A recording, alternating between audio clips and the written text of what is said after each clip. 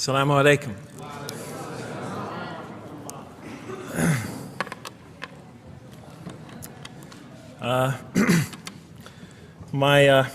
I've come from the University of Kansas. We're playing in the Final Four this very instant. So I want to let you know that you've asked a lot of me today. No, I'm just joking. All right, very briefly, I just want to talk a little bit about what the Quran has to say about the purpose of life.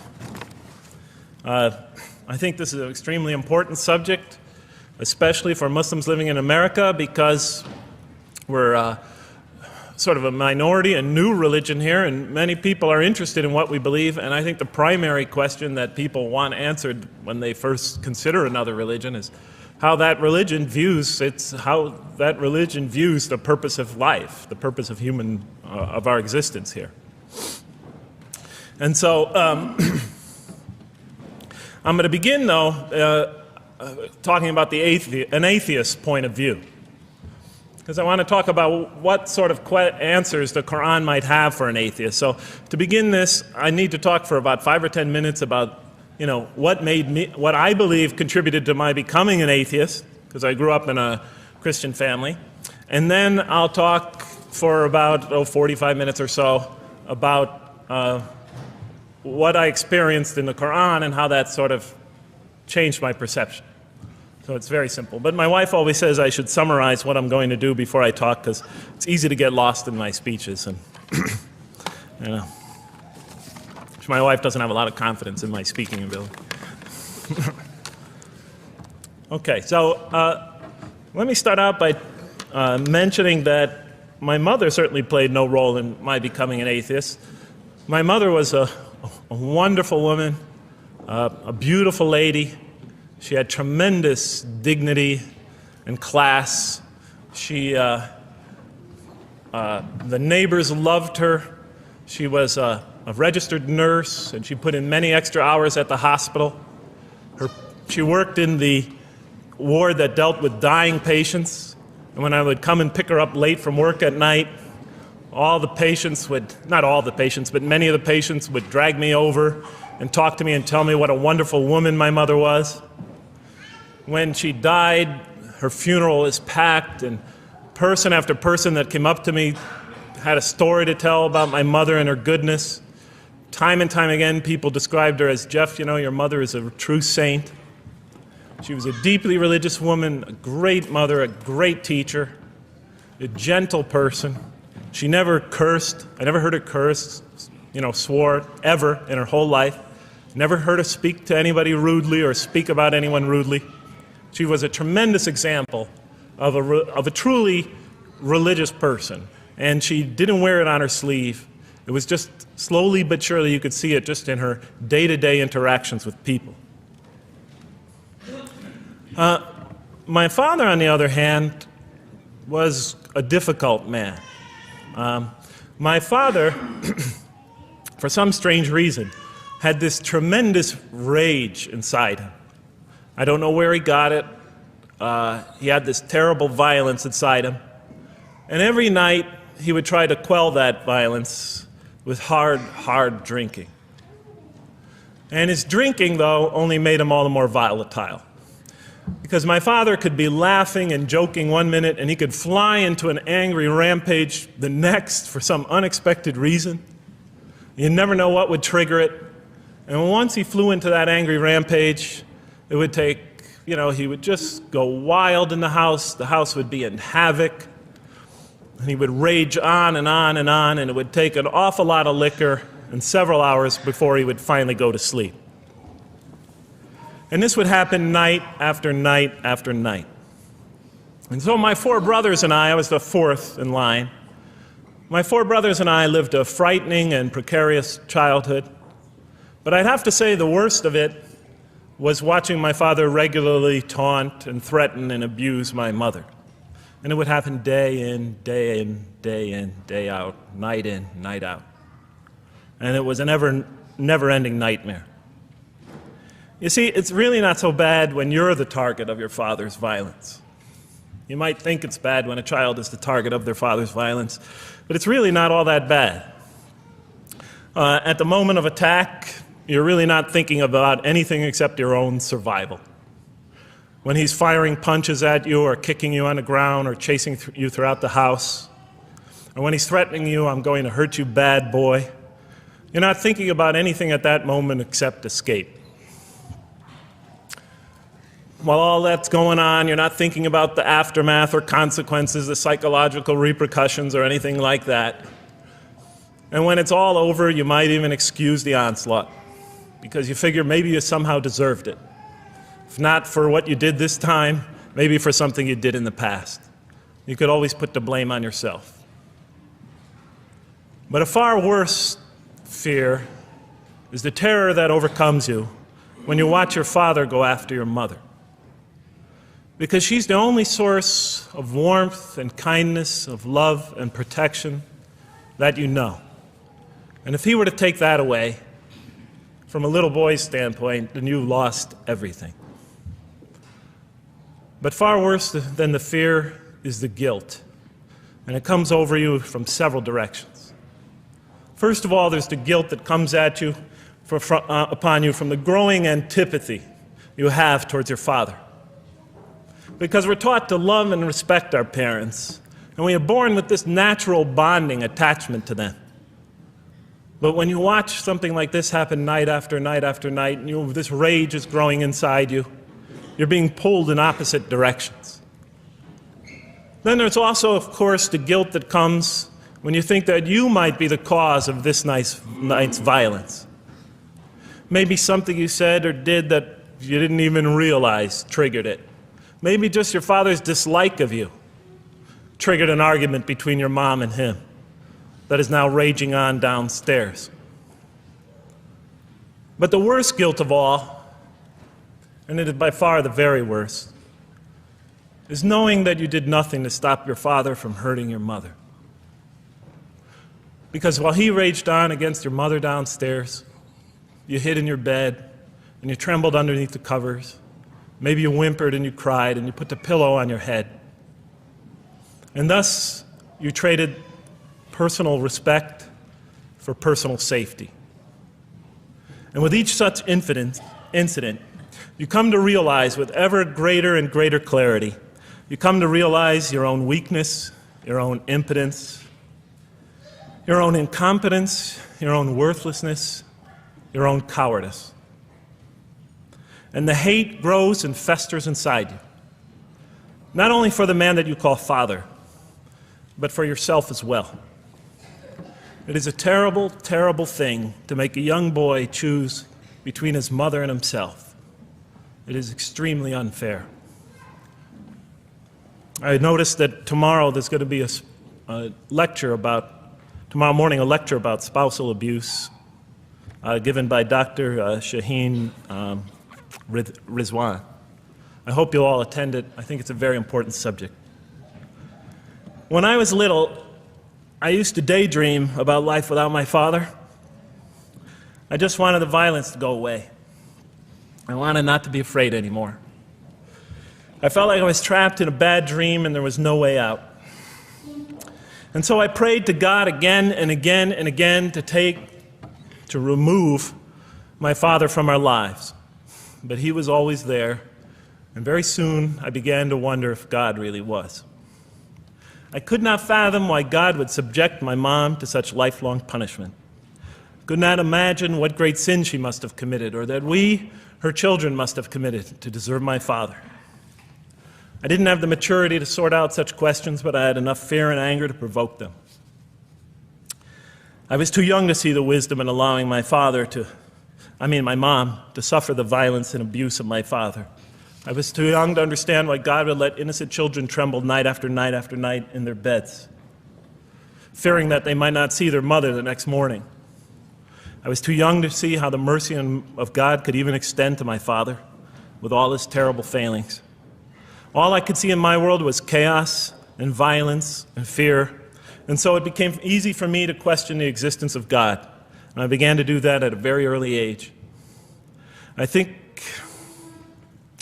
I'll even say that the turmoil of the 60s and 70s that's the age when I was a teenager in the late 60s, early 70s, only reinforced my skepticism. When John and Robert F. Kennedy were assassinated, or Martin Luther King was gunned down, when Vice President Agnew was kicked out of office and Richard Nixon soon after him, when the race riots erupted in city streets like mine, and gang fights erupted in our cities, many of those which I was involved in, when I saw the bizarre and senseless carnage of Vietnam, they all confirmed the lesson that was already ingrained in me and that my father had taught me so well, that the world is dominated by random, consuming, undiscriminating violence. And very soon I began to ask why. Why would God make it that way? Why wouldn't he just pop us into heaven from the first and spare us all this suffering? Why does he let little children in Vietnam get napalmed and run down the street naked on fire when they had done nothing to deserve it? Why does he let the race riots go on? Why does he let the leaders be assassinated? Why does he just let the violence go on and on and on for people who had nothing to do with it? It wasn't of their own making. Why didn't he just make us angels and pop us into heaven if he could make us angels, which I was always taught he could? Why did he make us so susceptible to sin? Why didn't he make us impervious to it, like he made the angels? Is this the best world he could create, I thought? Is this the most perfect world he could create for our existence, for our beginning? I just couldn't figure it. And all the explanations I received from priests and doctors and lawyers, from whoever, spoke to me or taught me, they just didn't make sense to me. In any case, so I became an atheist when I was 16, even though I was going to Catholic school at the time. Declared myself an atheist in one class. It was a confrontation between me and a priest. We were talking about God and the purpose of life. And I expressed my views, and he said, well, then you don't believe in God. I said, well, I guess I don't. And then through my junior and senior year of high school, I got an F in religion, even though I continued to do very well on the tests. In any case, when I was 28, to make a long story short, some friends of mine gave me a copy of the Quran. And one night I was sitting in Diamond Heights, my apartment in Diamond Heights in San Francisco. I was working that time at the University of San Francisco. I was 27, 28 at that time, I can't remember. And I ran out of stuff to read, and I took this gift that my friends gave me and I began to read it. And I came to the first verse. Well, I opened the Quran, read the first page, then the second, and then very quickly, in the second surah, about 37 verses into the Quran, I came upon the story of mankind. And I have to admit, I read through it very quickly. It was about 9, 10 verses long, story of the first man and woman. And I recognized some of the details. It was similar to what I had learned when I was a child, but I noticed that there was something wrong. It was apparent to me that whoever authored this Quran, of course I wasn't a Muslim at the time, so I didn't have any idea who that was, whoever authored this Quran clearly did not understand the real meaning of the story, because they had obviously gotten the details confused. They didn't even understand the whole purpose of the story. And so I just read through it once, and then I read through it again, just to try to see what kind of point the author was making, and then I read through it a third time and a fourth, and then I realized this is something strange going on here. I'm going to read this much more carefully. I'm going to need to go through this story line by line, verse by verse, because it's obvious that the author is trying to bring out another point, and I wasn't quite sure what it was, but definitely he packs a lot of meaning into almost every word. And I thought the writer at least seems to have a great measure of brilliance. And so I'll try to sort of take you through what my experience was as quickly as I can. So I came to the 30th verse of the second surah, Surah Al-Baqarah, and it began like this. It said, "Behold, your Lord said to the angels, I am going to place a vicegerent on earth." The Arabic word is khalifa. It means a representative or an emissary of mine. "I am going to place a vicegerent on earth." And they said, the angels said, "Will you place therein one who will spread corruption and shed blood, while we celebrate your praises and glorify your holiness?" And God said, he said, "Truly I know what you do not know."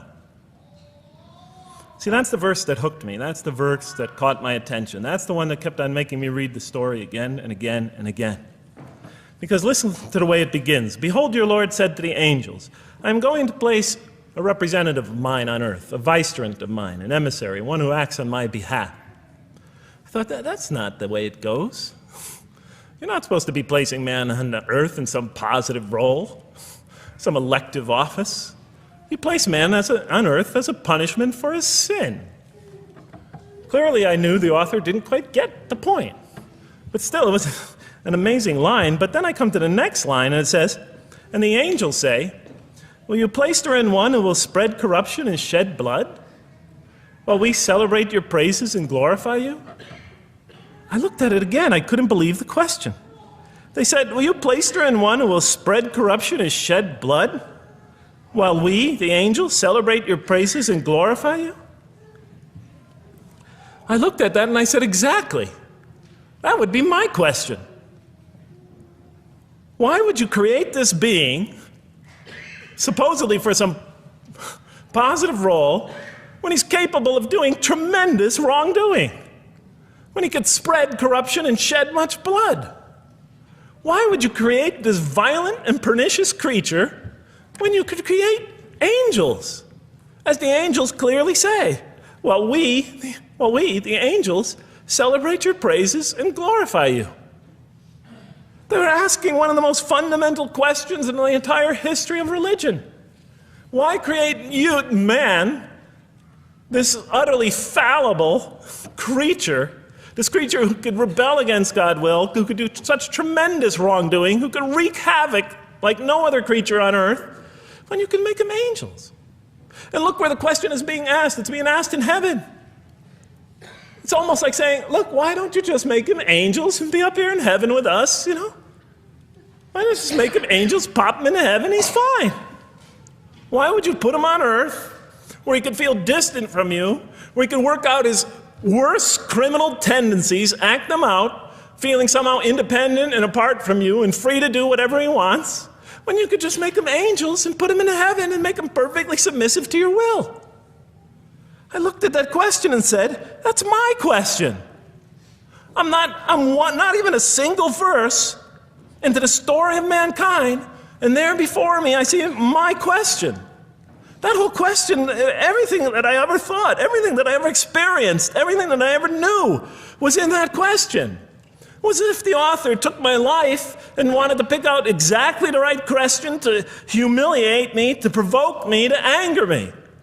Why create man, this most destructive and violent creature, when you could make them angels? And then look at the answer.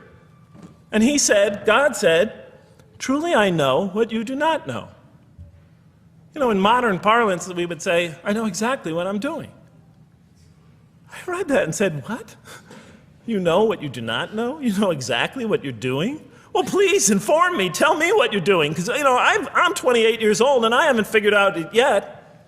And I have a lot of issues that I'm still dealing with that's connected to this question. You can't just get off that easy. You can't just tell me you know exactly what you're doing. Not after what I've been through. Not after you made me this way.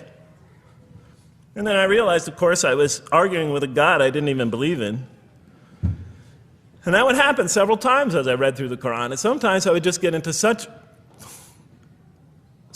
agitated by what I read, I'd start arguing with this voice that I'm reading before me, that's calling to me.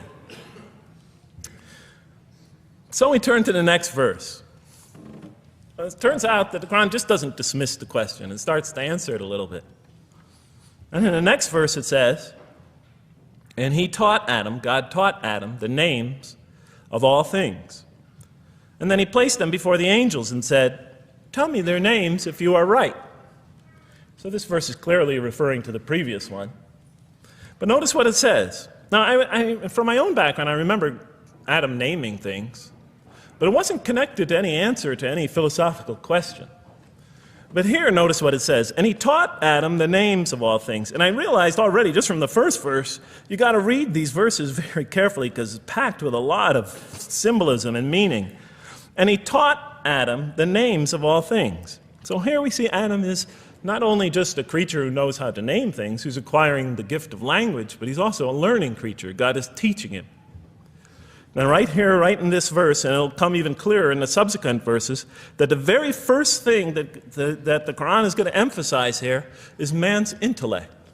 He is a learning creature. He is taught. And what is he taught? What is one of the great intellectual gifts he's given in response to the angel's question? The gift of language.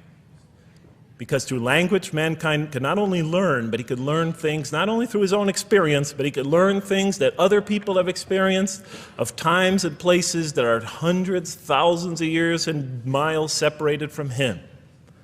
And so that all our knowledge becomes cumulative. Every generation learning from the generation before it. I'm learning today from authors I read from other sides of the world that may have existed 2,000 years ago. And so we all contribute to our collective learning and knowledge.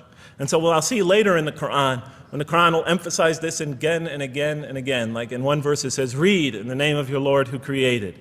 Created a man out of a tiny creature that clings. Read, it commands the reader. For your Lord is most bountiful. Why is he most bountiful? What great gift did he give you? For he taught man the use of the pen. And through it taught him what he otherwise could not know. And time again, the Quran will call upon man to use his intellectual faculties and swear by his intellectual faculties. And to use them correctly because they play a fundamental role in guiding him to truth. I never came upon a scripture that puts so much emphasis on the correct use of our intellectual faculties, on the harnessing of reason in helping us attain to faith. And he taught Adam the names of all things. And then he placed them before the angels and said, tell me their names if you are right. Okay, you have this objection, you have this natural question about this creation of mankind.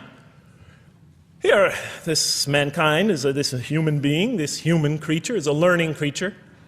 He has many intellectual gifts. Here, I'm going to place these things before you. Tell me their names if you are right about man. And what do the angels say? In the next verse they say, glory to you. We have no knowledge except what you have taught us. In truth, it is you who are knowing, the wise. They say this task, this intellectual test that's put before them is beyond their grasp. Notice what they emphasize. We have no knowledge. This would take knowledge. This would take an intellect that they don't possess. In truth, it is you who are knowing, the wise. You got it. It's easy for you. You're the knowing, the wise. You have knowledge. You have wisdom. But this would take knowledge and wisdom that is beyond us. And so in the next verse we read, and he said, "O Adam, tell them their names." And when he had told them their names, notice how it's just like it's nothing for him. For mankind, he has this phenomenal ability. And when he had told them their names, as if it's just a triviality for man, he names them. "O Adam, tell them their names." And when he had told them their names, God said, "Did I not tell you that I know what is unseen in the heavens and the earth? And I know what you reveal and conceal?" And he's clearly going back to the angel's question. Yes, you have these natural concerns about the creation of mankind. Yes, he could do these evil things. But look at this tremendous intellect he has. This is something you have overlooked, that you haven't considered.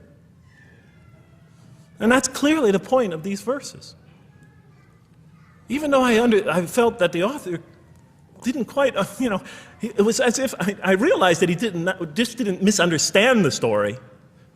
He was taking one of the great stories in the history of humankind, one of the fundamental greatest stories in the history of mankind, and molding it and using it as a vehicle for an entirely original message. And God said, "Did I not tell you that I know what is unseen in the heavens and the earth? And I know what you reveal and what you conceal?" In other words, didn't I tell you I know exactly what I'm doing? And then in the next, and didn't I not tell you that I know what you reveal and conceal?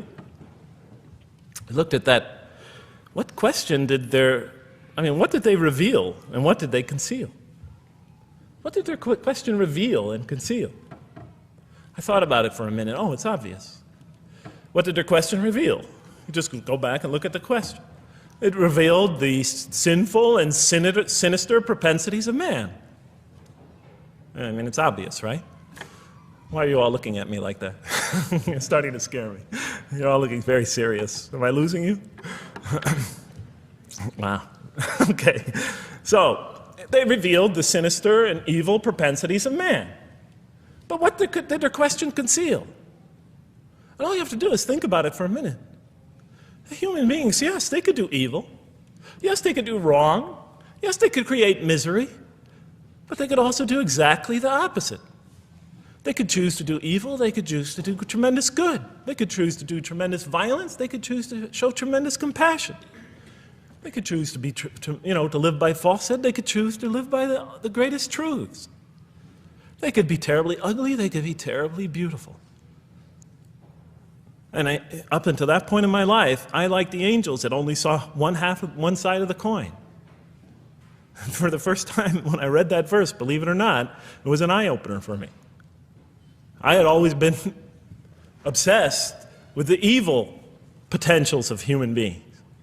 When I read that verse, I realized that, and I had a great example right in front of me with my own mom, I realized that I had been blinded by only one side of human nature. So we go on to the next verse. And behold, we said to the angels, bow down to Adam, and they bowed down. But not so Iblis. Iblis is like the father of Satan. Satans, satanic beings, forces, creatures, existences. He refused and was arrogant. He was of those who reject faith. An interesting statement.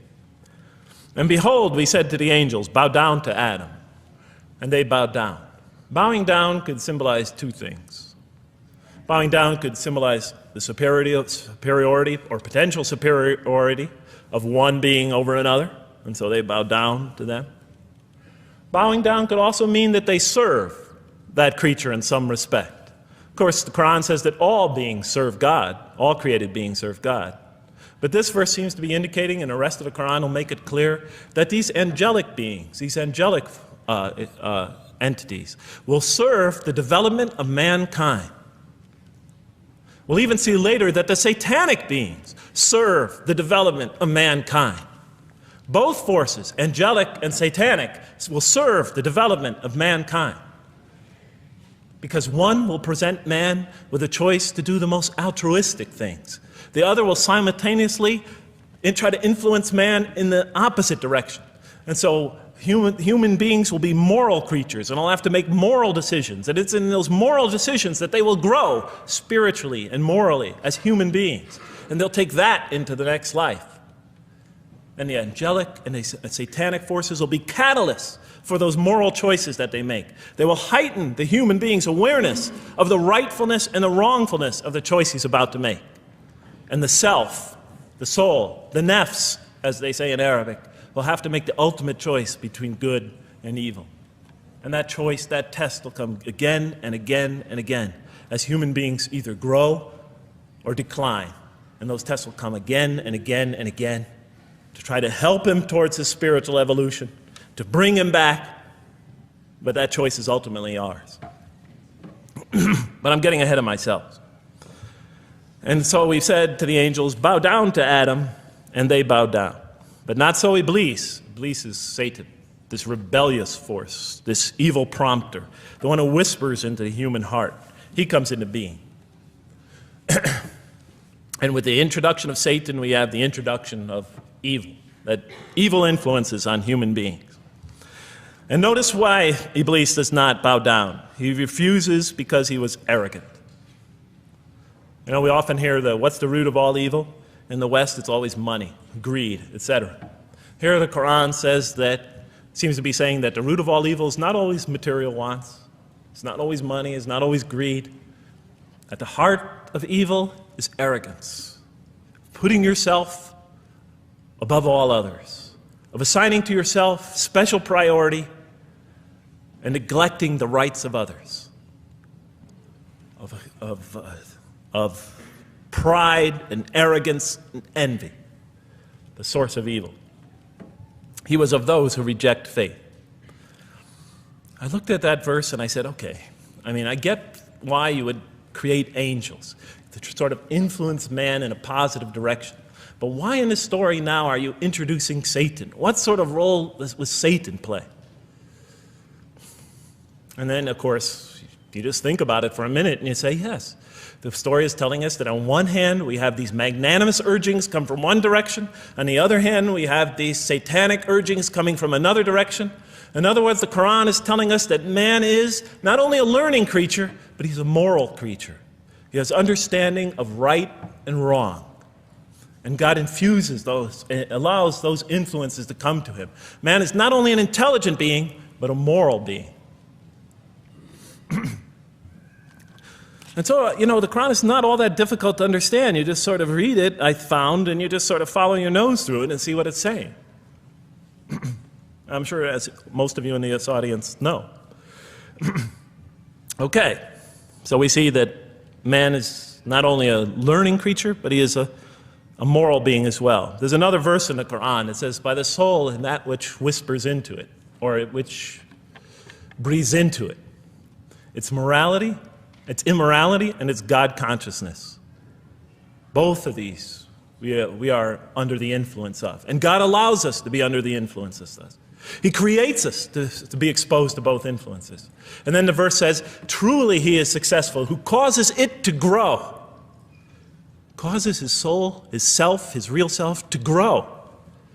And truly he is lost who stunts it, who disallows, who destroys his personal growth. So mankind is not only an intellectual being, but a moral being. And we said in the next verse, O Adam, dwell you and your spouse in the garden, and eat freely thereof what you wish, and eat freely thereof what you wish. But come not near this tree, for then you will be among the wrongdoers. I looked at this verse and I was, starting to wonder if the author was drifting back to the old story again. I was confused. And we said, O Adam, dwell you and your spouse in the garden, and eat freely thereof what you wish, but come not near this tree, for you will be among the wrongdoers. I thought it was drifting back to the old story. Man sins, man's punished for his sins with earthly life. Maybe the author is drifting, he had a good idea, and now he's drifting back to the sort of traditional story. Maybe he couldn't make his mind up what story he wanted. Except for a couple things about this verse, and this happened with almost every verse as I read through it, is that the whole tenor of the passage is sort of not what you would expect. I noticed that the Quran in this story has a tremendous penchant for understating things. Because it says, and said to Adam, dwell you and your spouse in the garden, and eat freely thereof what you wish, to Adam and his spouse. But come not near this tree, for you will be among the wrongdoers. I mean, there's no sense of God being threatened by the possibility of man eating from the tree. In this story, we don't see in this verse, we don't see that God is nervous at the prospect, that he's threatened by the prospect, that he's anxious about it. The tree that he picks, it seems like he's just picking out any tree. Nothing special about the tree. Go not near this tree, for you will be among the wrongdoers. Satan will later come to him and tell him it's the tree of eternal life, of a kingdom that never decays. Turns out to be a complete falsehood in his part. Nothing special about the tree. It's just a tree. God's not nervous at the prospect at all. In the tradition that I came from, God is threatened by the prospect. He has to put an angel with a fiery sword by to protect the tree, so that mankind never goes next to it again. I'm not putting it down, I'm just pointing out the difference of the story. They're both beautifully told. But he has to guard the tree. Why? Because if they eat from it, they'll become gods like us. This man, he already has a rebellious nature. Can you imagine if he eats from this tree? Can't let him get near that tree. But here, just, calmly says, but if you do, you will be among the wrongdoers. God is not worried about himself. It's just warning man, making it clear that if you do this, you've committed a wrongful deed. Again, the whole tenor of all these verses that you read through it is God knows exactly what he's doing. Okay, next verse. But Satan caused them to slip and expelled them from the state in which they were. And we said, go you all down, some of you being the enemies of others, And on earth will be your dwelling place and provision for a time. What? I said. I mean, you know, I was expecting now the rage, the anger, the violence, the jealousy. That's what I was expecting. Okay, they eat from the tree. Where's the rage, the violence? I'm going to punish you now. You're going to sweat on earth. And you're going to suffer, and you're going to stub your toe, and you're going to work, and you're going to labor. And you're going to die there for what you did. And where is the woman? Right? And the woman. Right? She's the one who's going to suffer the most. Right? She'll have to suffer labor pains and monthly cycles. Right? And bleeding and crying out when her children come into the world. And she'll scream out. And worst of all, the greatest humiliation, the man will rule over her. When he's obviously her intellectual inferior because she and the angels she and Satan seduced him, and he just bumbled along and committed a real, wrong deed. Well, I don't mean to make light of it. But the story is obviously different, though. No threat here. As a matter of fact, look at the way it says, "O Adam, dwell you and your spouse in the garden, and eat freely thereof what you wish. But come not near this tree, for you will be among the wrongdoers." Then they make the mistake. But Satan caused them to slip and expelled them from the state in which they were. And we said, "Go all you down, some of you being enemies of others, will be adversaries of others. Some of you will be adversaries of each other, and on earth will be your dwelling place and provision for a time." This is not a deity losing it. If you look at it, I mean, on earth will be your dwelling place and provision for a time. That's not the words of a God that has lost, that is really extremely upset. On earth will be your dwelling place and provision for a time. When I walked into the hotel today, and they said, and it's this nice one up here, I don't know the name, I can't remember the name of it, but it has a continental breakfast. And they said, your room will be room 111, and there's a continental breakfast in the morning. I didn't say, I didn't think they were mad at me. Because they said, you're going to sleep here, and this is going to be your provision in the morning. Oh, thank you. But notice something else about this verse. I mean, when you read these verses for the first time, I don't know, maybe I'm nuts, and many people think I am. But when you read these verses for the first time, I mean, this is just so much that catches your attention. But Satan caused them to slip. I remember, I couldn't get that verse out of those words out of my head. Satan caused them to slip. To slip? The greatest sin in the history of the human race, and it's called a slip? In my culture, slip means, you just momentarily, for a fraction of a second, you lose your focus. It's not a big deal. My Uncle Bob used to always say to me, Jeff, I'm sorry I'm 5 minutes late, I slipped up. The understanding is it's no big deal. It's just a slip. That's what we say when we make a minor mistake. I slipped up. Don't worry about it. Never happen again. A slip, I said? Momentary loss of focus? The greatest sin in the history of humanity? Why we're all here? Why we're all suffering? Why we experience death? A slip? I didn't believe it. I went to my Arabian friends at that time. I didn't know any Arabic. They came to this verse. We went through it line by line. I said, now don't change any words. Just read them one at a time. But Satan made them, and I said, okay, this one right here. What does it mean? Tell me what that means. They looked at it, it says, slip. Slip. And expelled them from the state in which they were. A slip, I thought?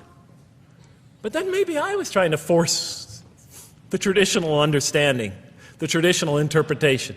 Maybe it was just a slip. I mean, after all, they didn't commit murder. They didn't commit robbery, rape, pillaging, assault. They ate a couple of pieces of fruit. It's not the greatest sin in the history of humanity by any means. And then the next verse says, and then they were expelled from the state in which they were. Well, what state were they? Let's see now. Let's go back from where we started. First, mankind is being taught. We see he's an intellectual being. Then we show he's a moral being. Moral being means he's a being that's going to have to make choices. And then God gives him this choice. It's not a huge deal. It's not the gravest sin in the history of humanity by any means. It's minor by any standards. They make it, though. We see that God originally intended to put man on earth as his vicegerent. We see a period of preparation where he's being prepared intellectually, where he's growing intellectually, where he's growing as a moral creature. When does God finally put him on earth? What signals that he's ready to begin? He makes his first independent choice. It's not the worst deed in the history of humanity. It's minor on anybody's scale, but it shows that mankind is ready to act on his own, to be his own, to make his own choices, that God has empowered him to make choices, and he's ready to make them and carry them out, and see them most often to their expected ends, if God wills. And that seems to be the only real significance of it. But I thought, maybe I'm getting this wrong. Maybe God just blows off into an angry rampage the next verse. So I look at the next one and it says, "And then Adam received words from his Lord. And God turned to him mercifully, for he's oft returning, ever merciful." Well, if I had any doubts up till now that God is not enraged by what this has happened, that God hasn't prepared mankind for this choice, for what was eventually going to happen, that all this was preparation for mankind to begin his earthly sojourn in this famous allegory. If I had any doubts before now, I had them, certainly didn't have them after reading this verse. This verse is entirely consoling, reaching and merciful, reaching out to mankind in mercy. Mankind goes to earth. He's obviously afraid. He obviously feels remorse. He's in an unfamiliar environment. And what does God do? He turns to him. He turns to him. In Arabic, the word has the meaning of like a father turning towards an infant or a child or somebody, or a parent, a mother turning towards her child. And he turns to him mercifully, and for God is oft returning, ever merciful. And Adam receives words from his Lord. What kind of words? Probably words of consolation, words of hope, words tell him not to be scared. And in the next verse we see those are exactly the type of words that Adam receives. He says, "Go down," Adam and his spouse, "go down from this state, all of you together." Repeating that again, just so that we know that this is not a punishment here. "Go down from this state, all of you together, and truly there will come to you guidance from me. And whoever follows my guidance has nothing to fear, nor shall they grieve." It is an emotional picture. This young couple is here, in fear and in shame, feeling remorse, and God reaches out to them and turns towards them and tells them, "You have nothing to fear, nor shall you grieve. I know this is tough for you, but you've been prepared for it up till now, through your entire existence. It had to happen. This is a necessary stage in your development, in your growth, but just hang in there, follow my guidance, be true to me and I'll be true to you. I'll guide you, I'll help you, I'll do whatever you need. Just follow my guidance and you have nothing to fear, nor shall you grieve." Okay. So I was impressed. I thought this author, whom I didn't know, I thought was extremely brilliant. Because the story is entirely coherent, but it's bringing out entirely new meaning. And it's stressing some things in the human equation that I would never have normally thought of. Actually, I thought these sort of things argued against the existence of God. Here, the author was using them to say, look at these. These play a fundamental role in the purpose of life. What? Intellect. Human beings have intellect. Right. In response to the angel's question, they are moral creatures, and they are subjected to evil and angelic promptings. And they have to choose between them again and again and again throughout their existence. And their growth, which the Quran talks about frequently, is going to depend on that. We're here to grow, as we will see. But it emphasizes choice. Human beings are creatures of choice. It also emphasizes suffering. Suffering. Man, that's pretty nice writing. It also emphasizes suffering. Human beings are going to suffer here on earth. That's the first thing that the story mentions. Spread corruption and shed blood? Havoc, suffering, pain? Yes, these three things play essential roles somehow, the story is saying, in our development on earth, in our very purpose of our development. These are the three things we've always had the most trouble grappling with, all theologies have. Why give us intellect if it leads us often to challenge in our minds the existence of God? If we can't reconcile the existence of God with our minds, with our reason, why give us choice if we could choose to do wrong? Just make us angels. Why let us suffer so on earth? Just pop us into heaven. And here the Quran is telling you that these play essential roles in our attaining of faith. Not only these, of course, it also mentions guidance, God's forgiveness, revelation, etc., angelic forces, satanic temptation. It mentions all these other things as well, but these three essentially really caught my attention. I never expected that these three things would be emphasized. And so as I read through the Quran, I looked, anytime I saw anything that seemed to relate to this, I would write down notes and underline it. You know, and I would walk up and down in San Francisco with my pen as I'm walking, because I like to walk about 7 miles every day, and I'd be underlining. My friends would always say, "Jeff, what book are you reading?" And I would lie to them. I'd tell them, "Oh, it's a great novel or something." You know, I didn't want them to know that I was reading the Quran. I think they thought I was going nuts. But in any case, so very quickly, I was wondering, does the Quran really emphasize reason? Does it really emphasize choice? Does it really emphasize suffering? How much more time do I have, Madam Speaker? 35? 25, okay. I'll do the best I can. So let me just try to indicate to you, as I read through the Quran, and I'll try to get through this quickly because you guys look tired. And I know you're interested to find out how that basketball game is turning out. Let's see, does the Quran really emphasize reason as essential to human growth, to this experience we're having on earth, to our very purpose? And the answer is definitely yes. So much so that even Western Orientalists, people who wrote against the Quran, said that this is a major feature of the Quran, a feature that you cannot miss. Henri Lamens, writing in the early part of this century, one of the famous Orientalists, you know, who wrote very much against Muslims, hoping to unseat them from their religious belief. He wrote, "The Quran," and this is his quote, "is not far from considering unbelief as an infirmity of the human mind." Unbelief is, he thought, and he was saying it mockingly, is like, you know, you can't think straight. You're not using your mind right, as my father used to say. Maxime Rodinson wrote at length about the rationalistic approach of the Quran to faith. And this rational tone of the Quran is one of its most salient features, beyond doubt. I'll just give you a few quotations. One of its fundamental themes is that people ignore or reject God's signs and corrupt religion precisely because they do not use their reason. And the Quran will say that again and again and again. The Quran says about the disbelievers, they refuse to reason and are a people who do not reason. I have 7 such quotes in the Quran. The Quran will say, "Will you not reason?" It mentions that 14 times to the reader. God reveals signs and lessons and admonitions so that, and this is a quote from the Quran, perhaps you will finally use your reason. There are 8 such statements in the Quran. From the Quran's viewpoint, reason and faith are allies, just as illogic and false belief are allies. And it clearly sets the conflict along these lines. It says the right way has henceforth become clear from error. Those who benefit most from the Quran are persons of insight. 16 such statements in the Quran. Firmly rooted in knowledge, 8 such statements. Use their reason, 10 such statements. Stand on clear evidence and proof, 7 such statements.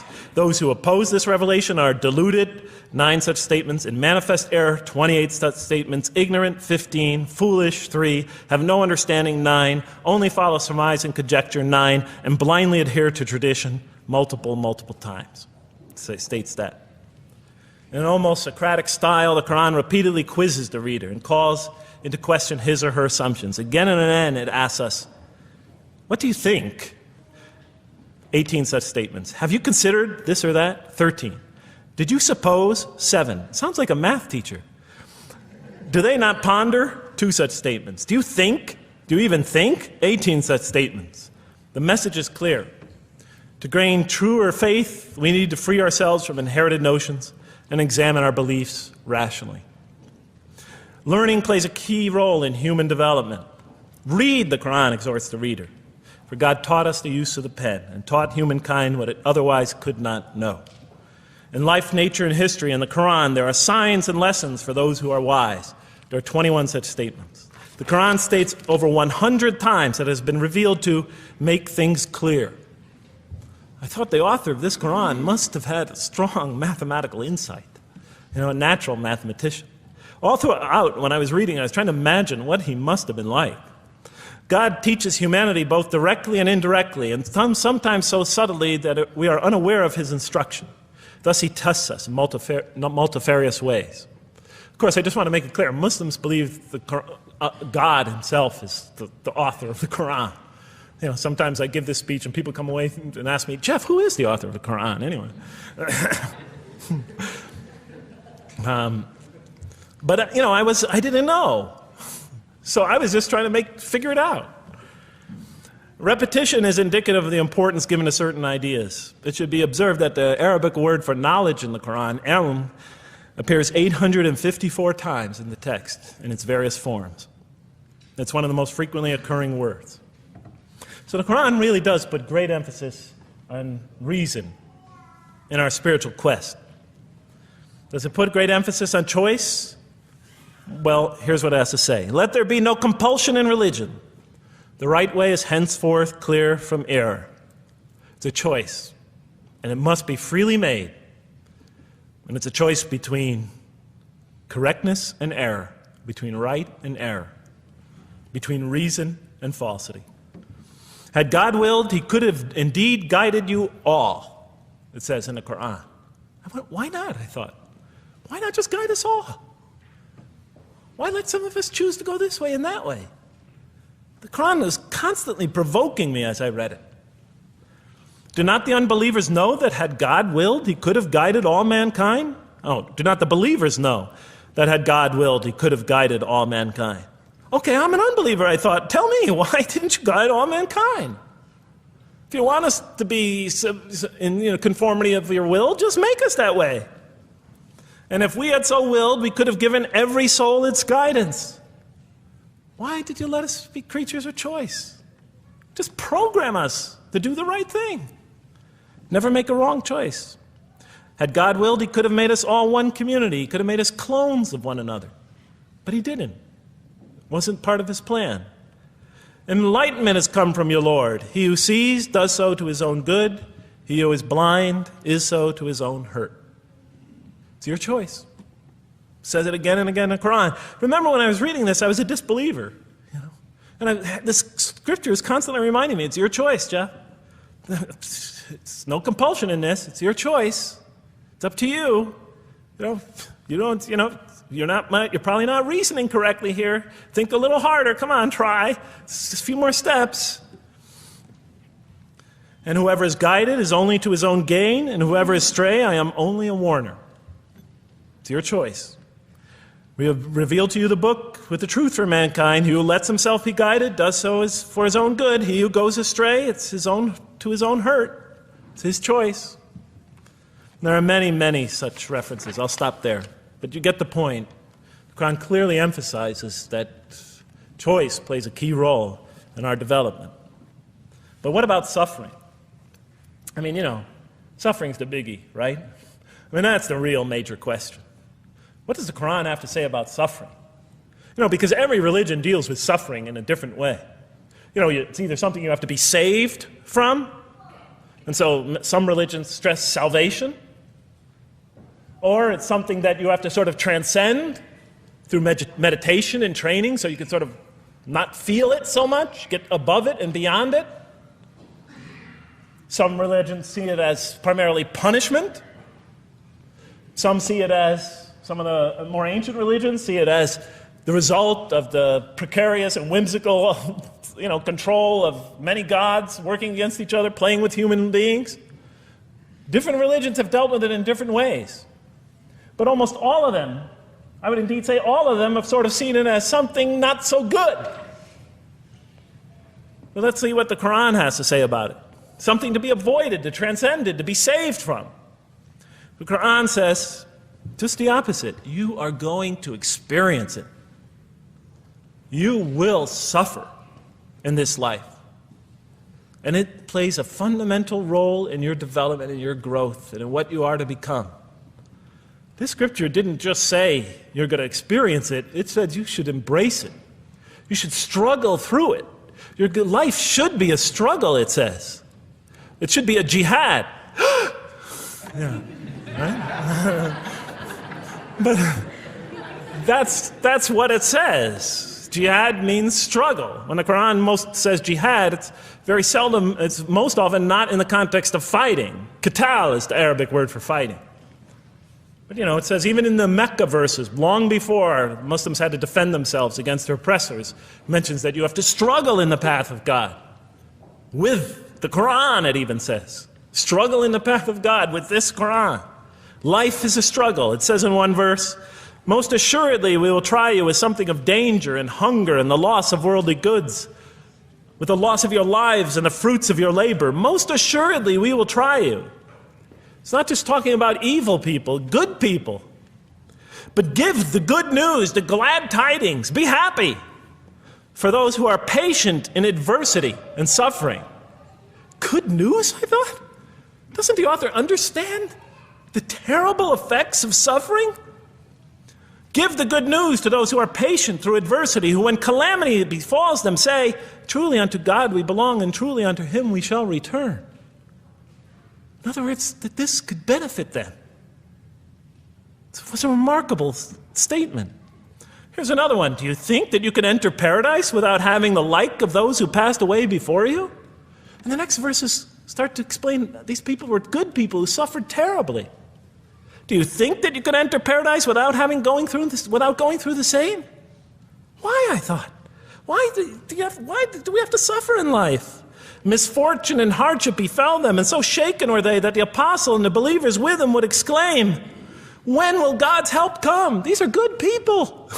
When will God's help come? Oh, truly, God's help is always near. You will certainly be tried in your possessions and yourselves, the Quran tells the reader. You're going to face hardship. It's guaranteed.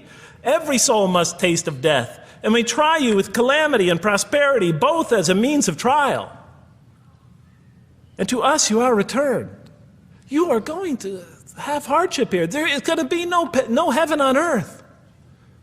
This environment is made to be an environment of adversity. It is made to be an environment where you have to work, where you have to struggle, where you have to strive.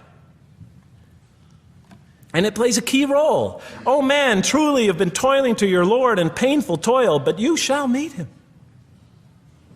You're toiling, yes, but you shall meet him. We certainly created man to face distress. What, I thought? We certainly have created man to face distress. You made us to face distress? Does he think that no one has power over him? Sometimes people get, so down, they just think, this can't be a God. Look how I'm suffering. He will say, I have wasted much wealth. Some people just become totally devoted to worldly aims. Does he think that no one sees him? Have we not given him 2 eyes to see with, a tongue, and 2 lips to communicate with, to learn from by communicating? Can't he see around him? Can't he tell from communication with other people? Haven't we pointed out to him the 2 conspicuous ways? What are the 2 conspicuous ways? But he attempts not the uphill climb. One of them is the uphill climb. And it says this is the way you should be pursuing. And what will make you comprehend the uphill climb? It is to free a slave, or to feed in a day of hunger an orphan nearly related, or the poor one lying in the dust. Then he or she is of those who believe, and exhorts one another to patience, and exhorts one another to mercy. You have not attained to faith until you struggle the uphill climb. It's telling us you should pursue the uphill climb. What is the uphill climb? Reaching out to your fellow man who suffers, to feed the poor one, to help the poor soul that's lying in the dust. And all over the world there are people in that state. And we watch the news as if it's just entertainment. And the Quran tells us this is something you should involve yourself in. That is the road that you should travel. It describes a successful life as an uphill climb. Well, I can see I'm running out of time, so I'm going to have to tie this up in about 15 minutes, I guess. But definitely the Quran emphasizes these three elements in the human drama. But as I read through it, I couldn't see how it all fit together. I mean, why didn't God just... Why? Why do we have to experience these? What purpose do they play? Just pop us in the head, beam us up, I thought. Well, one thing, like I mentioned before, the Quran will repeatedly emphasize that we're here to grow and to learn. And I'll give you 4 or 5 quick verses because I know you're tired.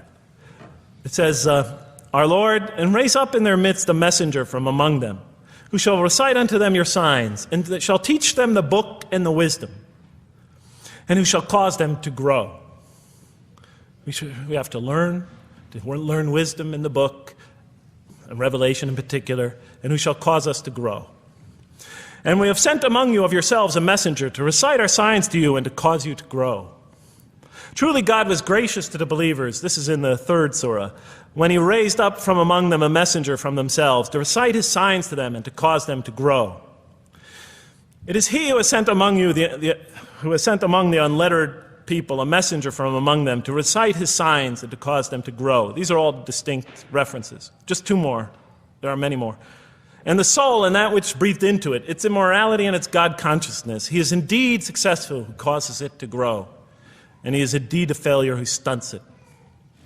And in the 92nd surah, Surah Al-Layl, it says, Far removed from it will be the righteous who give his wealth that he may grow. So the purpose somehow is to grow. We're in a growing, learning, developing experience. We weren't just created when we came into the world. This is actually a stage of our creation. Just as our development in the womb was a stage in our creation, our essential stage in our physical creation, this is an essential stage in our personality creation, in the creation of our real being. That which we take into the next life, our essential selves. We've gone from the physical creation in the womb, primarily physical, now to the human creation, the personality creation in this stage. I thought maybe I'm, projecting my own neurosis into the scripture. Maybe it doesn't really emphasize that life has a purpose. But time and time again, I would find it does. For example, just quickly it says, those who remember God standing and sitting and lying down and reflect upon the creations of the heaven and earth and say, Our Lord, you did not create all this in vain. You did not create all this in purpose. Just when I was starting to think, maybe the Quran really doesn't state a purpose of life. It really doesn't mean there's a real purpose of life. Maybe I'm reading into it something that is there. I would come upon verses like that would force me to just read a little further, make me think, well, maybe it's just around the corner. We have not created the heaven and the earth and whatever is between them in play. If we wished to take a sport, we could have done it by ourselves, if we were to do that at all. God doesn't create to satisfy his whims or fancies or entertain himself. Do you think that we created you purposely and that you will not be returned to us? It says in the 23rd surah, the true sovereign is too exalted above that. In the 44th surah, we did not create the heavens and earth and all that is between them in play. That serves a purpose. Now, what sort of purpose can it possibly serve? So I tried to, apparently the Quran speaks about believers and those who are the rejectors. You have the believers on the one hand, the rejectors on the other. Now apparently God has created us to be believers. So I tried to study what the Quran has to say about the believers, and it's a natural thing to do, to see what it wants us to become if it has anything to do with these essential elements that it stated. I mean, it's a natural way to approach it. I think you agree. Do you agree? Somebody nod your head. That's what I say to my math students. Just one head nod is enough for a mathematician. Get one head going, okay, I did my job. Okay. So, how does the Quran describe the believers? What are they supposed to attain to? What is their ultimate thing that they're supposed to get? What are they ultimately supposed to achieve? And it's very clear when you read the Quran that what they will achieve in this life and will experience to so much greater degree in the next is they will experience a relationship of love with God. They will turn to God in love and God will turn to them in love. In the Quran, God's mercy, compassion, forgiveness, kindness, beneficence, warmth, generosity, all the things we normally think associated with God are freely given to all mankind. But when the Quran speaks of God's love, we would normally think of that as God's love. But when the Quran speaks about God's love, it's talking about something very special. This love is always presented as a relationship between two. If we do not turn to God in love, then we just receive His mercy, forgiveness, kindness, beneficence, warmth, generosity, all those wonderful nurturing things, His nurturing, and we reject it. And so we never really experience that love, because we never really turn to it and open ourselves up to it. It is always there for us, but unless we enter into that relationship, that love, that give and take, that relationship of love is never develops. We reject it, and that's what the word kafir means. It means to reject, to turn your back, to ignore, to throw something, a gift that someone gives you behind your back. And so the Quran tells us that the believers will experience this sublime relationship of love. It says, "Yet there are men who take others besides God as equal, loving them as they should love God. But those who believe love God more ardently. Say, if you love God, follow me, and God will love you and forgive you your faults, for God is the forgiving, the merciful. O you believe, if any from among you should turn back from his faith, then God will assuredly bring a people He loves and who loves Him." And throughout the Quran, I'll mention time and time again that God loves the believer. God loves this type of person. God loves that type of person, and so forth and so on. So it's quite, and I'm trying to pick the speed up here, so you'll have to excuse me for that. But it is apparent from the Quran that one of the purposes of creation, maybe the essential purpose of the creation, is to produce from this subset of humanity that will freely enter a relationship of love with God. They will not only experience the beauty of other relationships in their lives, but this love that they will experience with God is the sublime experience that they will enjoy. Not only in this life, but infinitely greater in the next, when all the distractions, all the masks are stripped away. Okay, I thought, you created us to love you, for us to turn to you in love and to experience your love, to receive and experience your love. But why do you need these? Just pop us into heaven, love us, and make us love you. Program us to love you. You'll make my dog love me. Do the same sort of thing. I kept on coming back to the same issue. Just do it. Okay. Still couldn't see it, and I was almost through the Quran, and I thought either I'm dumb or this scripture just never really got to it. Okay, so I didn't give up. I thought, okay, what's the next natural thing to do? Okay, so we're here to develop this relationship of love with God. The Quran tells us that, if we are believers and we do good, we'll experience great joy and peace in this life, not only through our relationship with God, but through complementary relationships with all the people around us, and this world will be a one for us of peace and serenity, even though we have to struggle and survive and suffer. But I couldn't see, how this all tied in with this suffering business, and why He couldn't just put us into heaven. So what's the next natural thing to say? Okay, so we're created to have this relationship of love with God, to enter this relationship, to experience and receive all that He has to offer us. So the natural thing to do is to study the two partners in that relationship. What does the Quran have to say about us, the believer? What does it ask of him and her? What does it require of them? And then what does the Quran tell us about God?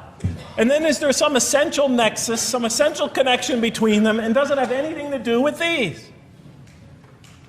Because if the Quran doesn't show that, then the essential link that links all this together, that pieces it all together, is missing. And as I thought to myself, whoever this author is, and by now I knew he had fantastic genius, even though he came from the primitive confines of the most backward, most uncivilized sector of humanity, of people that had no literary history, really, to speak of, no great works of literature, no scriptures that preceded him, even though he came from the desert of culture, even though this came out of that environment, and the mind behind it had to be tremendously and phenomenally genius to come out of that surrounding and produce something like this. If that essential link was missing, I knew that, he was great, but, and extremely great. But, what do you expect? How could anybody answer those questions? Nobody in the history of humanity has been able to answer them. Okay, so I thought, first I'll see what the Quran has to say about the believers. What does it require of them? Then what it has to say about God, and see if there's some essential link. Are you following me? You're giving me the note. Get off the stage. Okay, I'll do my best. It's a deep subject. We're almost done. Bear with me a few more minutes. I'm sorry, really.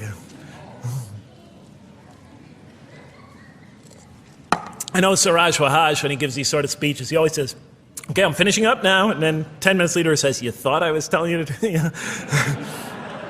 I won't say that, but just give me a few more minutes. Bear with me. Okay, quickly. What does the Quran ask of the believers?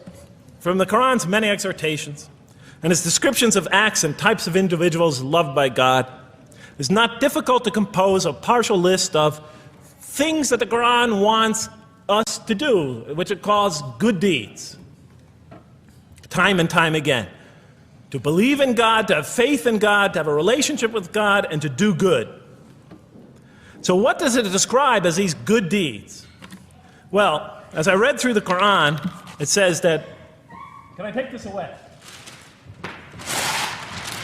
Remember, intellect, choice, suffering. It says we should show compassion. Show compassion. We should be merciful. I have the references here, but just excuse me, I'm not going to list them all. We're running out of time. We should be forgiving. Forgive others. We should be just. We should protect the weak and defend the oppressed. Defend the oppressed. We should seek knowledge and wisdom. Knowledge, wisdom. Bear with me, ladies and gentlemen. We should be generous, truthful, and we should be peaceful. And we should love our fellow man. Love others. I'll just give you one verse because I know we're running out of time, Madam Speaker. Truly those who believe and do good will the most merciful endow with love. And to this end we have made this scripture easy to understand in your own tongue, so that you might convey a glad tiding to the God-conscious and warn those given to contention. So, to this end we have made this easy to understand, so that we'll learn to love others. Okay, that's all I'll say about that. I would like to say a lot more, but I don't have time. Now, what does the Quran tell us about God? You have to realize I'm just about through with the Quran here, my first time reading it. And now I was really caught. I searched my head. What does the Quran tell us about God? It tells us nothing could be compared to him. That he's outside anything that we may compare to. That our definitions do not encompass him. That our reason cannot comprehend him. That he is transcendent and we are finite. That he is immortal. He transcends time and space and we are bound by it. That he is immortal, we are mortal. He is uncorporeal, we are corporeal. That we have no way of comparing ourselves to him. Nothing could be compared to him. I thought, oh my God, I'm so close and yet so far. Because I'll never understand the essential link between us and God and why these three things fit into place. Because the Quran tells us that we could never really quite understand God. Or at least that's the way I thought. And so I put down the Quran when I had finished it. And much to my dismay, I was honestly disappointed because I thought The author made a brilliant, brilliant, brilliant, brilliant try, but he never quite made it. And so I was sitting in front of, about 3-4 weeks later, I was sitting in Diamond Heights in my apartment watching a football game, I think it was. And you know, sometimes things just slip into your minds when you least expect them, and I'm sitting there watching it, and all of a sudden into my mind came a thought. And I said, wait a minute. The Quran does tell us so much about God. It tells us again and again and again, but somehow I just missed it. Just skimmed over it every single time. Because if you turn to almost any page, if you turn to the beginning of any surah, you could see time and time again essential information about God that I just thought was sort of a literary device, something to make it just sound more beautiful. Because if you turn to the beginning of any surah, you'll see the words Bismillahir Rahmanir Rahim, in the name of God, the most merciful, the most compassionate. If you read almost any passage, long passage, when you come to the end of it, it's punctuated by dual attributive statements like God is the merciful, the compassionate, God is the forgiving, the gentle, God is the kind, the protector, God is the generous, the truthful, God is, and so forth and so on. There are tens of thousands of such references in the statements in the Quran. What the Quran defines as God's most beautiful names, His attributes of perfection, repeated again and again and again on almost every page. And as I sat there, sitting by the television, I started to jot them down in my, on my little piece of notebook there. Same notebook I used to jot these down before. And I began to list from my own mind the attributes of perfection as I remembered them. And they were, God is the compassionate. God is the merciful. God is the forgiving. God is the just, the protector, the defender of the oppressed and the weak, the knowing, the wise, the generous, the kind, the truthful, the loving, the peaceful, the source of all peace, the truth, and so forth and so on. Every item I had listed in my list for the qualities that we human beings are supposed to develop, the Quran was telling me had its infinite source and perfection in Allah, in God. And then all of a sudden, all the pieces fell together. Then I suddenly saw it, as I see most of you probably see as well. That now, suddenly it all began to make sense to me. In what way do I say that? Well, it was now obvious why we had to develop these qualities. It was now obvious how these things on the floor here fell into place. And I'll just say it clearly. We're here to develop a relationship with God, to become closer to God. But how can you become closer to God when He's transcendent and you're finite, when He's immortal and you're immortal, vice versa? When He's immortal and you're mortal, when He's unbound, fettered by time and space, and you are, and so forth and so on. How can you become close to that one? If I want to become close to you, I need to have something to share with you, something that we have in common. So for example, if I want to come close to this young man here physically, I'll approach him, because we both have bodies, and I can position my body closer to him. Physical presence, bodily presence is something we both share. If I want to become closer to that gentleman back there, if I want to become closer to him intellectually, I'll reason with him so we will have a convergence of minds, because we both possess reason. If I want to become closer to one of my sisters on this side emotionally, I'll try to appeal to their sentiments, because we both share feelings and similar types of experiences that generate those feelings. But how does one become closer to God? What do we share with Him?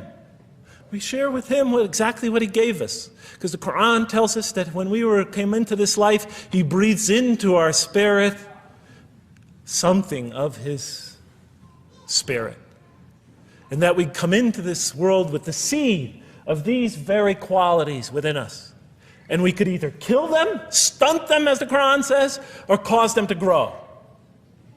And when we grow in these, we grow in our ability not just to experience tremendous beauty in life through all this, but we grow in our ability to receive and experience the infinite beauty, the infinite peace, the infinite truth, the infinite compassion, the infinite mercy, the infinite, etc., all the way down the list, that only comes from the infinite perfect source of all these. The more we grow in mercy, the more we grow in our ability to receive and experience in this life and in the next, to an infinitely greater degree, the mercy of God. The more we grow in compassion, the more we grow in our ability to receive and experience God's compassion in this life through prayer and through ritual and through contemplation and through other experience of others. And of course, infinitely more in the next life, the compassion of God. The more we grow in our truthfulness, the more we grow in our ability to experience God, the truth, because all truth comes from God. The more we grow in these things, the more we grow in our ability to receive and experience God's attributes of perfection. The more we grow in our ability to receive and experience His being. And that sort of nearness we are growing to Him is tied to our essential nature and to His. It's more than just physical nearness. It's more than just a convergence of ideas. It's more than just a convergence of feelings. It's a convergence of essential beings. It's the closest type of nearness two can feel, two can experience. I'll just give you a quick analogy, because this helped my children. Let's pretend I have a goldfish, a dog, and 3 children. 3 daughters, let's say. And I do have 3 daughters. No matter how much of my love, compassion, forgiveness, caring I pour upon that goldfish, it could only experience it to a tiny degree. It might not even really be aware of it, because it's a very primitive creature.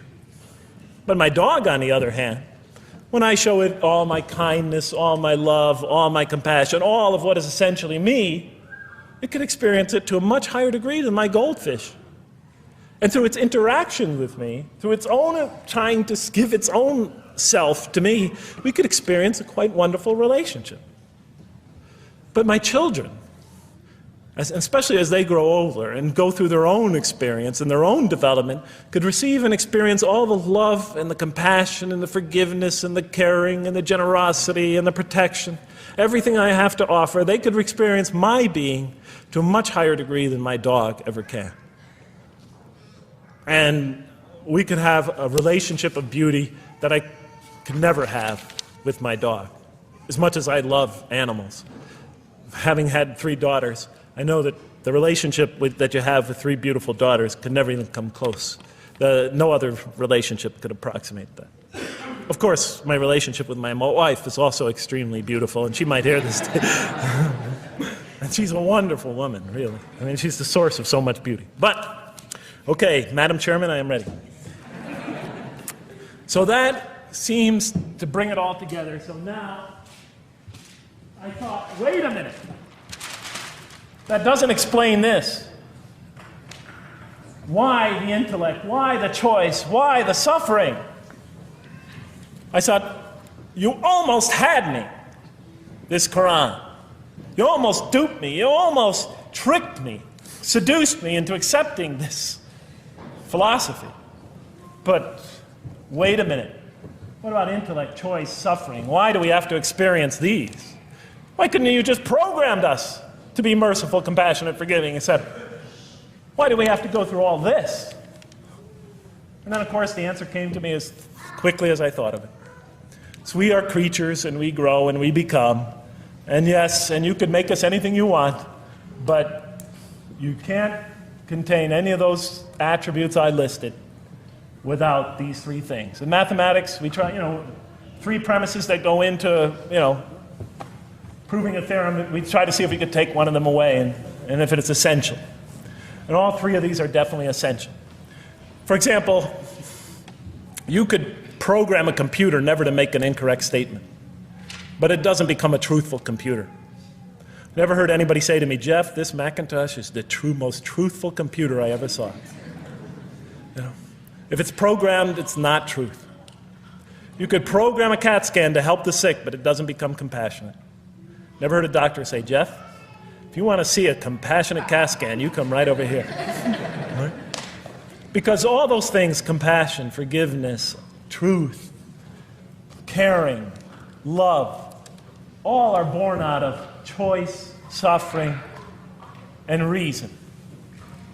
In order to do a compassionate deed, when we consider reaching out to someone in compassion, that person, first of all, that's inconceivable without the presence of suffering, an environment where there's suffering.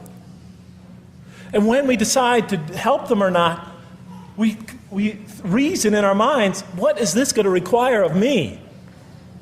It's going to require some suffering on my part, some of my giving of myself. And without that mental process, it doesn't become a compassionate deed. And if it isn't by choice, it's not a compassionate deed. It's that choice that makes it compassionate. Same thing with truth. Truth is a choice between telling the truth or not telling the truth. Oftentimes we tell it when we're at risk to our own personal loss. The more suffering that might come out of that choice, the greater is the truth behind it. The greater the act of truthfulness. And all the time we have to weigh the consequences of that choice. If I tell the truth there, my teacher's going to give me an F. If I don't tell the truth, I might get an A. We weigh it in our mind. Last example, the famous wedding vow. Do you take this woman to be your wife in sickness and in health, for richer or for poorer, until death do you part? What are they asking us? Do you knowingly make this choice, understanding full well what's at stake here? That it might involve richness but poverty, health or sickness, that suffering's going to be involved until death. Once a young lady told me, you never really loved me. Because when the growing got tough, when things got hard, when we hit rock bottom, when my life fell apart, you just got up and left. And she was right. And she understood full well that that's what love is all about. It is through giving and suffering together and hanging in there with each other and not bailing out and persevering through suffering, making that choice and knowing what you're doing. All those three things are essential. So it's very easy to see why the Quran stresses these. Because in order for us to grow in these, I dropped it, we have to have these. And that's why it's very easy to see, ladies and gentlemen, why the Quran, 30 seconds, Madam Chairman, why the Quran talks about sin as self-destruction. The Quran says when we sin, we commit, the Arabic word is dhulm, or zulm, however dialect you have. Dhulm against ourselves. We oppress, we destroy ourselves. Because when we don't grow in these, when we grow in the very opposite of these, we are literally destroying ourselves. When we grow into the things that are antithetical to these, we are destroying our natures and will not allow ourselves to receive and experience the beauty that could be in store for us this life and the next. It's like coming into this world and developing in the womb none of the physical things you need to experience comfort and joy and peace and happiness on a physical level in this life. It's as if you're coming into this life and you've destroyed yourself physically somehow in the womb, and you came into it and you had nothing to protect you from the cold, from the heat, from the harshness of the elements, from germs, from disease, nothing to protect you, nothing to satisfy, give you the ability to satisfy your thirst or your hunger, nothing for you to experience any physical comfort. This is all that matters as we go into the next life. If we don't develop these through our relationship with God, our very purpose of our being, then we will experience terrible suffering in this life, worse than if we came into this life in a physical state that didn't avail us of any of the comfort of this life. And so it'll be worse than fire. It'll be worse than endless fire. It'll be worse than hell, the worst hell we could possibly imagine. So the Quran tells us, that yes, when it talks about heaven and hell, it's used very powerful symbolic language, but what it essentially is telling us is imagine the greatest joy and wonderful and peace and serenity you could ever experience, and that's what's open to you on the one end. But on the other end, imagine the most terrible suffering that you could possibly bring on yourself, and you could also do that to yourself as well. It'll be worse than anything you could have ever imagined. And it's, the Quran tells us that God says on the Day of Judgment, I did not harm you in the least. You destroyed yourselves. And it could say that in total objective truth. And that's why the Quran, well, I think I'll leave it at that because Madam Speaker is about to shoot me. I still have other things to talk about, but I want to find out how that basketball game is going. So thank you so much for listening to me for so long. And may the peace and mercy of Allah be upon you all. I didn't mean to try to scare anybody at the end. That wasn't my goal. I was just trying to make a point. And may the peace and mercy of God be upon you all. Thank you so much. Assalamu alaikum.